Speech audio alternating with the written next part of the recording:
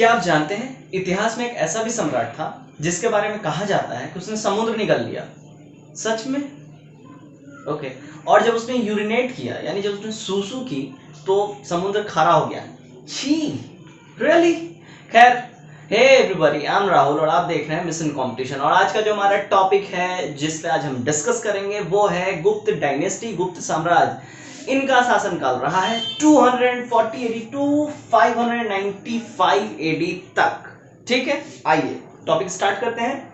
तो जो इनका कैपिटल रहा है वो रहा है ग्रीव्रज। उसके बाद इन्होंने पाटलिपुत्र इनको अपना कैपिटल को बना लिया। देन आफ्टर इनके जो फाउंडर थे यानी गुप्त डायनेस्टी के जो फाउंडर रहे हैं वो श्रीगुप्त रहे हैं। इनका शासन रहा है 240 से लेकर 280 एडी तक। ओके, चलिए। इनका जो सन था, इनका जो बेटा था वो था घटोत्कच गुप्त और इसका शासनकाल था 280 से 319 एडी तक। अब इसके बाद घटोत्कच गुप्त के बाद इसके बाद आया चंद्रगुप्त फर्स्ट। ठीक है, चंद्रगुप्त फर्स्ट, इसने इसके बाद शासन संभाली और इसका जो शासन था 319 से लेकर 335 एडी तक था। अब घटोत्कच तो इनका श्रीगुप्त का इनका बेटा था, लेकिन इसको एक्चुअल फाउंडर नहीं कहा जाता है। क्यों नहीं कहा जाता है मैं बताता हूं, और एक्चुअल फाउंडर किसको कहा जाता है ये भी बताता हूं। तो एक्चुअल फाउंडर इसको नहीं कहा जाता है क्योंकि इसने बस इनका लेगेसी संभाला, थोड़ा शासन किया, दैट्स इसने कुछ ऐसा कीर्तिमान स्थापित नहीं किया। जो एक्चुअल जो रियल फाउंडर कहा जाता है वो कहा जाता है चंद्रगुप्त फर्स्ट को। ठीक है, क्यों कहा जाता है मैं बताता हूं। क्योंकि इन्होंने अपने साम्राज्य को फैलाया, अपने एम्पायर को एक्सपैंड किया।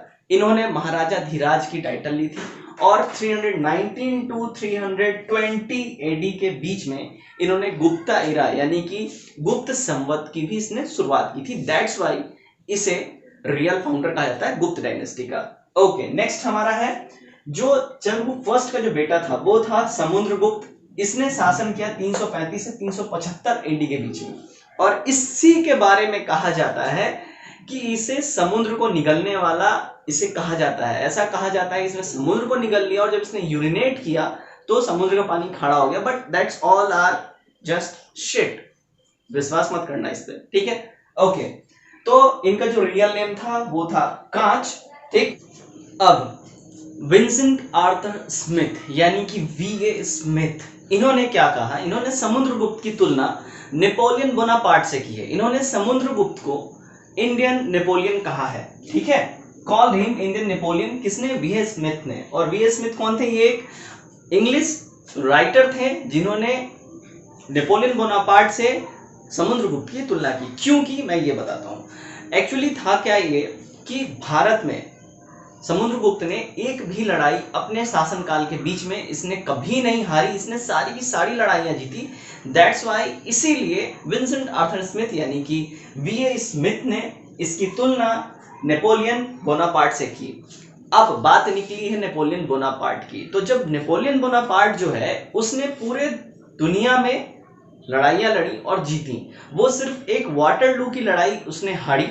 दैट्स वाई उस नेपोलियन बोनापार्ट को वीए स्मिथ ने समुद्रगुप्त से नीचे रेट दिया है। बट समुद्रगुप्त ने सिर्फ भारत में लड़ाइयां लड़ी और सिर्फ भारत में लड़ाइयां लड़के उसने भारत की लड़ाइयां जीती और नेपोलियन बोनापार्ट ने पूरे विश्व में लड़ाई लड़ी थी। ठीक है, थोड़ी सी बात करते हैं नेपोलियन बोनापार्ट की। तो नेपोलियन बोनापार्ट जो है वो फ्रांस का राजा था। ठीक है, और उसको मैन ऑफ डेस्टिनी भी कहा जाता था यानी कि सौभाग्यशाली पुरुष उसे कहा जाता था।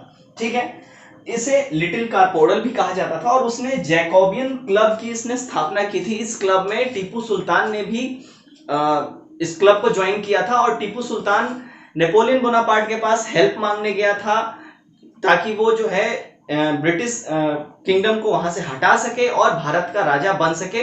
नेपोलियन बोनापार्ट ने वादा किया था कि वो वहां जाएगा, लेकिन वो फ्रांस वगैरह की लड़ाई में उधर वो व्यस्त हो गया, वहां नहीं जा सका। तब तक टीपू सुल्तान की कहानी खत्म हो गई। देन आफ्टर नेपोलियन बोनापार्ट 1815 में 1815 में वाटरलू की लड़ाई हार गया, और वाटरलू है बेल्जियम में, ठीक है। अब ये वाटरलू की लड़ाई हार गया, लेकिन इससे पहले इसने अनगिनत लड़ाइयां जीती थी। वाटरलू की भी लड़ाई ये ऐसे ही नहीं हारा, ये बहुत ही महान राजा था, बहुत ही महान शासक था। वाटरलू की लड़ाई इसको हराने के लिए इसके पीछे 4 देशों ने मिलके लड़ाई लड़ी इससे, तब जाके हारा था। वो 4 देश कौन कौन है मैं आपको बताता हूँ। ऑस्ट्रिया, हंगरी, रशिया और जर्मनी, इन 4 देशों ने मिलके इसको हराया था। चलिए तो अब आगे बढ़ते हैं। तो हमारा जो नेक्स्ट टॉपिक है वो है समुद्रगुप्त, जिसे कविराज भी कहा गया है। इसे कविराज क्यों कहा गया है? क्योंकि ये वीणा बजाता था, ठीक है, ये वीणा बजाता था, इसलिए इसको कविराज भी कहा गया है। अब यहाँ वीणा से एक पॉइंट मैं आपको बता दूं कि भारत का सबसे पुराना कोई वाद्य यंत्र अगर है वो वीणा है, और वर्ल्ड का कोई अगर सबसे पुराना वाद्य यंत्र कहा जाए तो वो बांसुरी है, इसमें कंफ्यूज नहीं होना है, ठीक है। चलिए नेक्स्ट हमारा है समुद्रगुप्त जो है इसे लिच्छवी दहेत्री भी कहा गया है। इसे लिच्छवी दहेत्री क्यों कहा गया? लिच्छवी दहेत्री मतलब लिच्छवी पुत्र।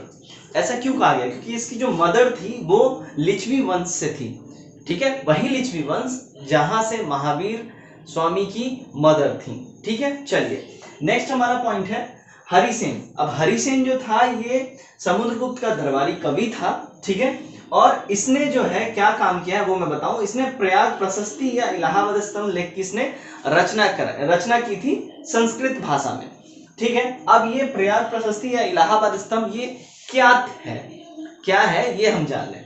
तो एक्चुअली ये कोई ऐसा नहीं है कि इसने नया तोप मार दिया, कोई नई चीज की, कुछ ऐसा नहीं है। इसने अशोक का जो समुद्रगुप्त जो है अशोक का जो ये है ना कौशाम्बी लेख, इसी को मतलब समझ लो कि वो कौशाम्बी लेख के ऊपर ही इसने अपनी इंक्रिप्शंस गुदवा दी, ठीक है। इसने कुछ अपना बनवाया नहीं, अशोक का ही कौशाम्बी लेख था जिसको इसने ये करवा दिया। बाद में अकबर ने इसे इलाहाबाद फोर्ट में शिफ्ट करवा दिया, वहां पे इसको कंजर्व कराया, वहां पे इसको सेफली इलाहाबाद फोर्ट में इसको रखवाया, ठीक है। समुद्रगुप्त की उपलब्धियां जो है ये इसमें प्रयाग प्रशस्ति या इलाहाबाद स्तंभ में इसकी उपलब्धियों का लेख है उस स्तंभ लेख में, ठीक है। चलिए अब समुद्रगुप्त के 2 बेटे हुए, इसके 2 बेटे थे। बड़ा बेटा था रामगुप्त जिसने शासन किया 375 से 380 एडी तक, और दूसरा बेटा था चंद्रगुप्त सेकंड जिसने शासन किया 380 से 415 एडी तक। अब बात यहाँ ये है कि जब रामगुप्त सत्ता पे बैठा, गद्दी बैठा, तब इसका युद्ध हुआ था शकों से, और शक नरेश से ये बुरी तरह पराजित हो गया और पराजित होकर जब ये घर आया, लेकिन घर आने से पहले शक नरेश ने इससे एक संधि की थी, इसके सामने एक शर्त रखी थी कि ये अपनी बीवी ध्रुव स्वामिनी को उसको सौंप देगा तो ही इसको ये जान देगा, और ये मान गया था। और जब वो घर वापस आया, जब अपने महल आया था, अपने छोटे भाई चंद्रगुप्त सेकंड को अपनी कायरता की सारी कहानियां इसने बताई। चंद्रगुप्त सेकंड आग बबूला हो गया। फिर चंद्रगुप्त सेकंड ने क्या किया? चंद्रगुप्त सेकंड जो है ध्रुव स्वामिनी यानी कि रामगुप्त की जो बीवी थी ध्रुव स्वामिनी, उसका वेश बना के पालकी में बैठ गया और अपने सैनिकों को लेके पालकी के साथ वो गया। जब वो शक नरेश के कैंप में पहुंचा वहां पे, तो फिर ये वहां पालकी में से निकला और उन पे हमला किया और शकों को उसने मारा, और फिर दोनों सेनाओं के बीच युद्ध लड़ा गया जिसमें चंद्रगुप्त सेकंड विजयी साबित हुआ। और उसके बाद वो शक नरेश को मार के जब अपने महल वापस आया, तो उसके बाद इसने अपने भाई रामगुप्त की भी हत्या की गुस्से में आके, क्योंकि इसने जो है गुप्त साम्राज्य की नाक कटवा दी थी, इसलिए उसने उसकी भी हत्या कर दी। और उसके बाद इसने अपनी भाभी ध्रुव स्वामिनी से विवाह कर लिया, मैरिज कर लिया, ठीक। चलिए अब हमारा जो नेक्स्ट पॉइंट है वो है चंद्रगुप्त सेकंड जो है इनको विक्रमादित्य भी कहा जाता है, ठीक है। इनको विक्रमादित्य तो कहा जाता है, लेकिन फर्स्ट विक्रमादित्य जो है वो थे उज्जैन के विक्रम, राजा विक्रम जो है फर्स्ट थे उज्जैन के, उनको विक्रमादित्य कहा जाता था। और लास्ट कोई अगर पूछा जाए आखिरी विक्रमादित्य कौन हुआ है, तो लास्ट विक्रमादित्य था हेमू।